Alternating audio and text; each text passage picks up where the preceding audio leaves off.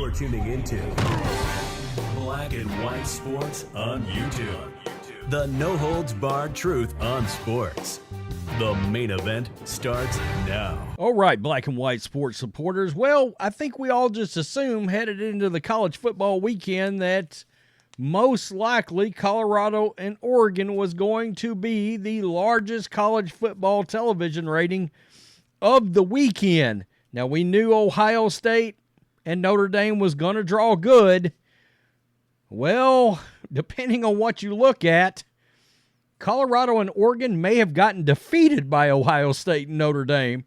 The ratings for both games were big.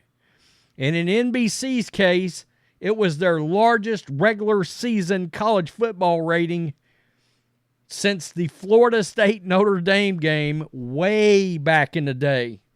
We're talking many, many years, folks.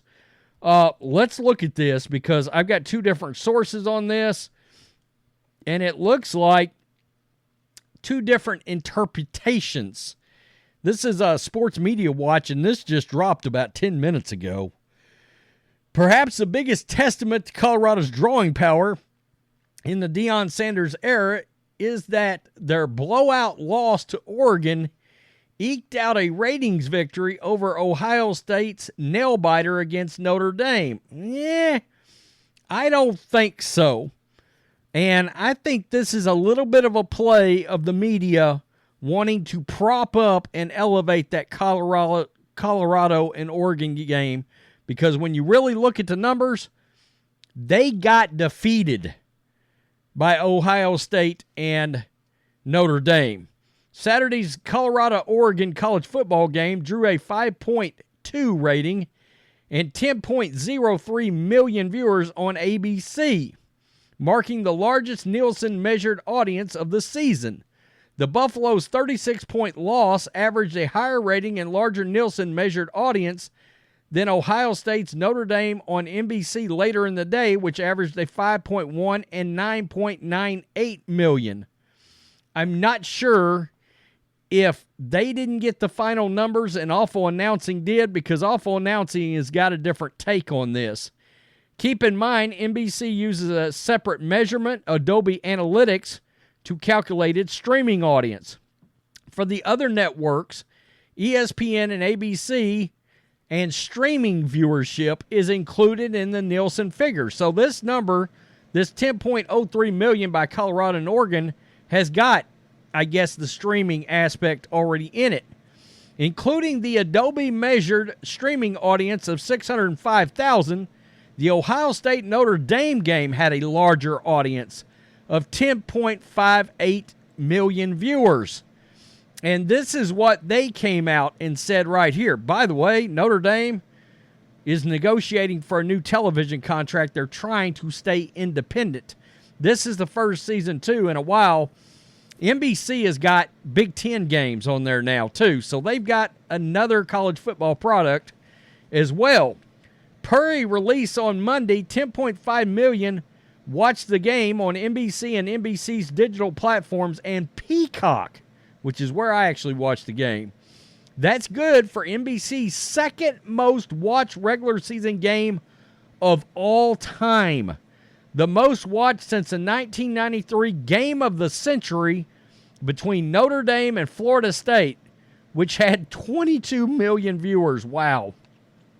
The overall closeness of the game kept people around. Viewership peaked in the 10:30 p.m. quarter hour with 14 million viewers. A pretty surprising result given that the game started 3 hours earlier. Pending viewership for Week 4's other games, this is also the most watched game of the college football season so far. It's joined the top 5 by Colorado State, 9.3, Florida State LSU, 9.17, Texas Alabama, 8.76. That was on ESPN and ESPN2. Nebraska and Colorado, 8.73 million on Fox. I tell you what, that 9.3 on ESPN only is pretty impressive, actually. Given that this was a Notre Dame home game, it was part of the NBC's Fighting Irish package, which expires after the 2025 season. Notre Dame is reportedly seeking $75 million annually from a new media rights deal in order to remain independent, and NBC getting a deal done with the Big Ten increases the likelihood that they'll back up the Brinks truck for Notre Dame. NBC's schedule of Notre Dame games this season includes a potentially titanic clash with USC Week 7. That's always one of my favorite games every time it comes around. Also airing in prime time. That game probably won't hit the viewership highs NBC saw for Ohio State, but it should draw a strong number, assuming a 6-1 Notre Dame team is hosting an unbeaten USC team. By the way, Colorado has USC this weekend, and I'm anticipating, I'm believing, I'm thinking that might end up being the biggest rating so far this year. We know Deion is bringing them. Now, it's going to be very interesting because, like Fox, I think Big Noon Kickoff or Undisputed or one of those places, they're at Colorado. How much shine is now off of Colorado after they lost badly to Oregon? That's going to be the thing here. There's been a lot of fire around that Colorado program. Deion's brought a lot of attention. I like Deion, but I always thought Oregon and USC was going to beat them, okay? You've got a real a depth issue, okay? A talent depth issue in Colorado. Their offensive line and their defensive line are small, and it showed against a much larger. You could just look at Oregon. They were bigger. They were bigger than Colorado, and it showed on the field. It absolutely did. Is Colorado taking a loss, and a bad one, so publicly going to affect how people consume Colorado the rest of the year? Okay, because I looked at their schedule, I can find maybe 3 more wins on the schedule, okay, for Colorado. Now, keep in mind, Vegas thought this team was a 3-win team, and they've already won 3 games. So most likely, this team's going to overachieve no matter what, at least from a betting perspective, overachieve. But if they can if they win 6 games, that's a hell of an achievement. It's a hell of an achievement, considering Deion hasn't built that program. Even Deion came out and said, you better get us now. And he's talking about before all these recruits that are calling me gets into this program and up to speed. It's still, it's going to be tough. We knew it was going to be tough. Now, as far as Notre Dame goes, should be very interesting to see if they get that deal. I'm really surprised that somebody else hasn't gotten really involved in trying to get these Notre Dame rights. That's 2025, but, could that be a situation with ABC, Disney try to get involved where they could somehow put that game on Disney Plus? Or I guess actually they would probably put it on ESPN Plus, and then ABC, ESPN. Maybe they're like, you know what, the product's not big enough to put so much attention on it like that.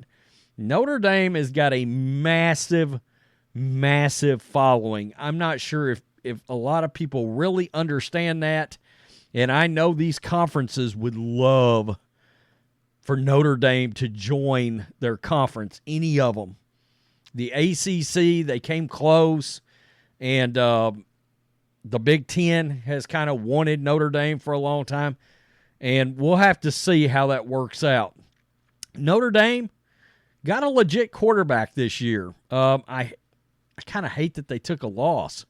This felt like a team that had real playoff aspirations and potential, and in my opinion, a better team than that Manti Te'o team that got demolished a few years ago. So we'll have to see. Tell me what you think, Black and White Sports 2 supporters. I don't care what analytics they're trying to look at. Colorado, Oregon got beat. They got beat in the ratings. There's no other way to look at it. They drew a 10.03. Notre Dame drew, and Ohio State drew a 10.58.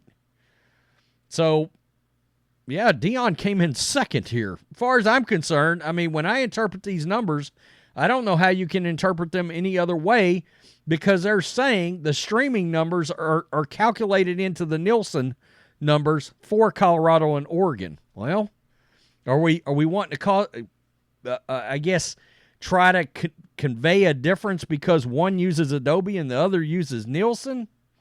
Oh, okay. I mean, either way, a hell of a lot of people watch both games. Tell me what you think. Peace. I'm out. Till next time. Thanks for watching the show. Be sure to like, comment, and subscribe.